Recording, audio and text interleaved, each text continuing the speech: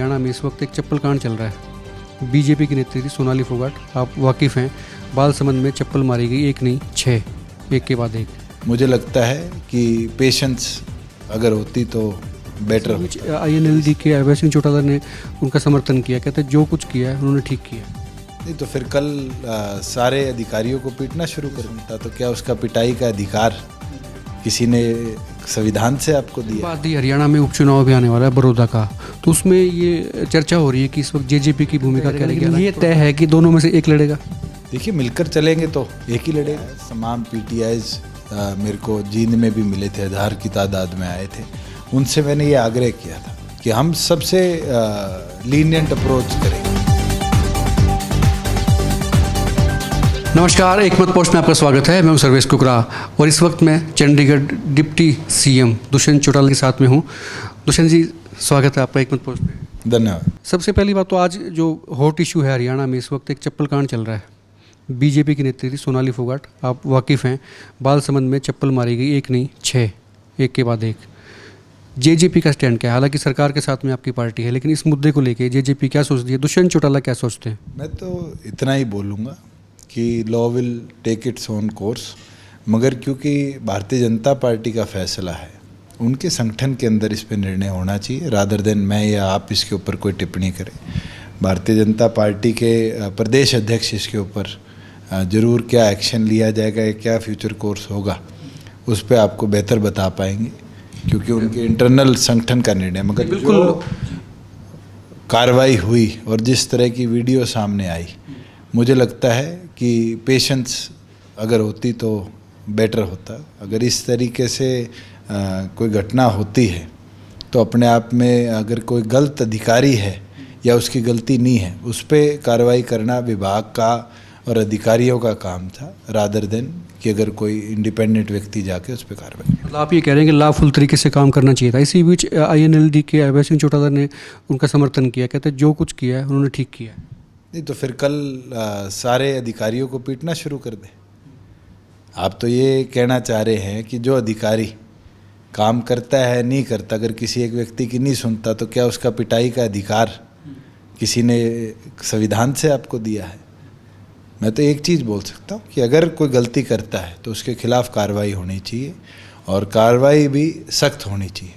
और आपने देखा होगा जिस तरह की बात सोनीपत से आई कि वहाँ माल खाने के अंदर से शराब चोरी हुई, हमने खुद SET बैठाई है, उस पर कार्रवाई कर रहे हैं, और उसके अंदर दोषी अगर कोई पुलिस आपने पहले ही कर दिया, हम उस पर सवाल करते हैं। पुलिस वाला होगा या एक्साइज का अधिकारी होगा तो सख्त कार्रवाई उसके ऊपर भी हम करेंगे।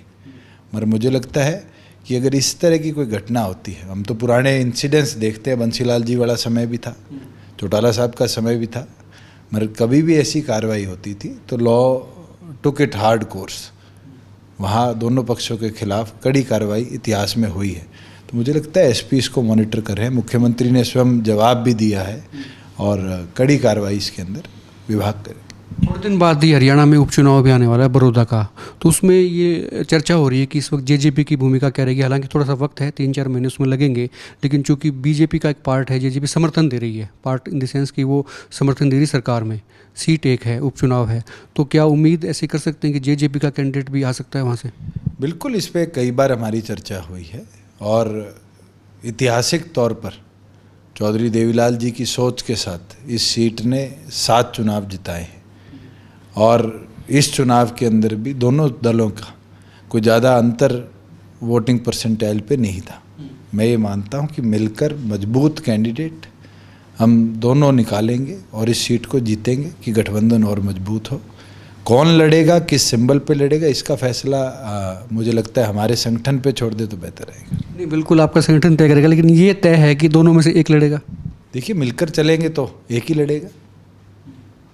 क्या स्थिति देखते हैं कि हमें लगता है कि BJP का मुकाबला सीधे सीधे या BJP या JJP में से कोई भी एक मुकाबला कांग्रेस के साथ में हो सकता है, तो आपको कोई संभावनाएं लगती हैं, कोई ट्रायंगुलर या कोई ऐसा कोई? पिछले 3-4 चुनाव से निरंतर कांग्रेस उस सीट को जीतते आई है, मगर जो व्यक्ति वहाँ जीतता था उसकी स्वयं अपनी एक छवि थी, एक उनका नेचर ऐसा था कि लोग उनका बढ़ चढ़कर समर्थन भी इतिहास में करते आए हैं। अब परिस्थितियाँ बदलेगी, आगे क्या होगा, कैसे कार्रवाई होगी, मुझे लगता है आज उस पर कहना बहुत जल्दबाजी होगी। आपके पास महकमा है एक्साइज का, और लोग ये कहते हैं कि हरियाणा में कम से कम ये कल्चर नहीं है कि बिलिंग नहीं होती है। जो भी लोग शराब लेते हैं, वाइन लेते हैं, उसकी बिलिंग नहीं होती। एक चीज़ आपको बताऊं कि आज तक की एक्साइज पॉलिसी में कभी भी पीओएस ठेकों पे लगने की प्रथा नहीं थी।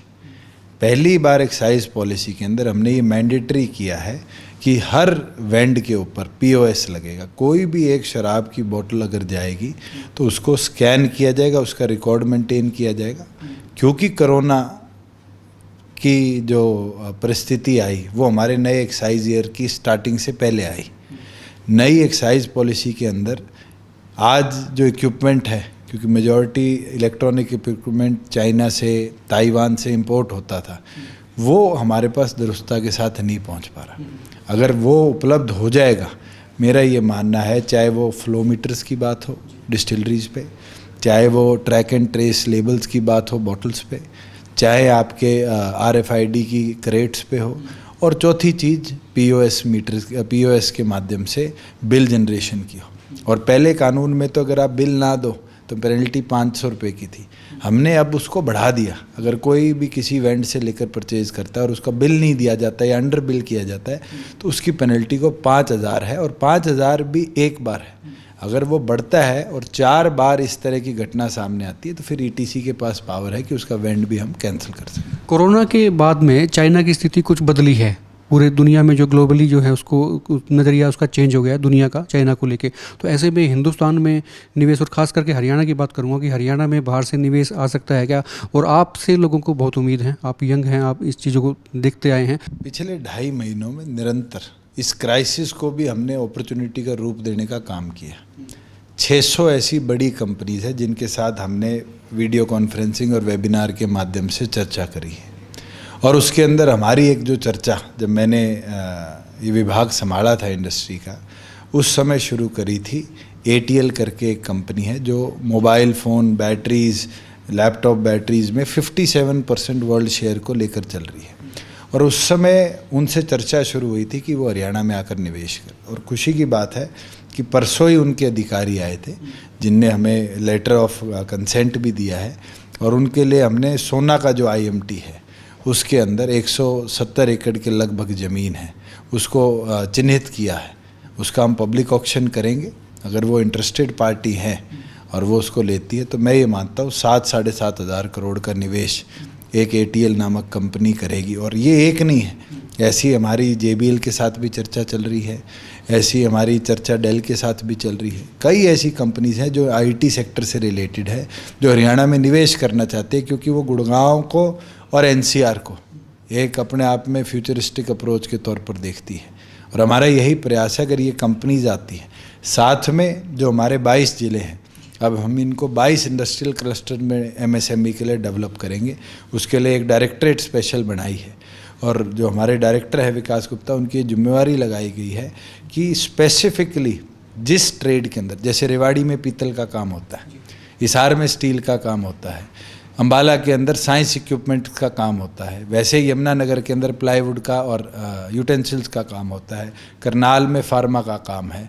इस तरीके से हरियाणा को अलग अलग क्लस्टर्स में हम बांटेंगे। मैं तो जींद का देख रहा था, आप हैरान हो जाएंगे, नॉर्थ इंडिया में सबसे ज़्यादा जो बड़े ट्रक की बॉडी बनती है वो सेक्टर जींद के अंदर है। 70 ऐसे अलग यूनिट्स है। तो क्यों ये अभी आइडेंटिफाई हुआ, शायद इससे पहले इसको पहले आइडेंटिफिकेशन हुई थी, मगर इस तरीके से नहीं करी गई थी कि स्पेसिफिक उस एरिया के अंदर किस चीज़ पे काम चल रहा है।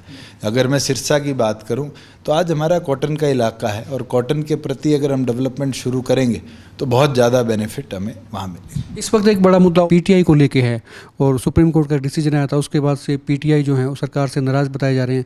वो कहते हैं कि उनके मामला मेरे पास भी आया है। तमाम PTIs मेरे को जींद में भी मिले थे, 1000 की तादाद में आए थे।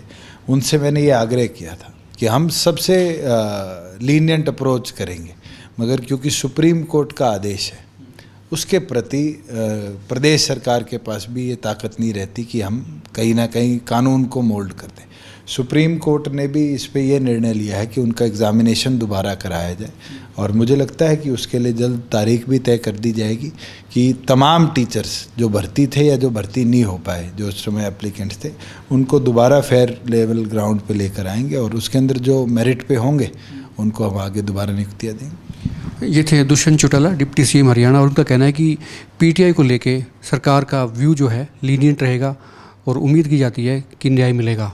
आप देखते रहिए एकमत पोस्ट।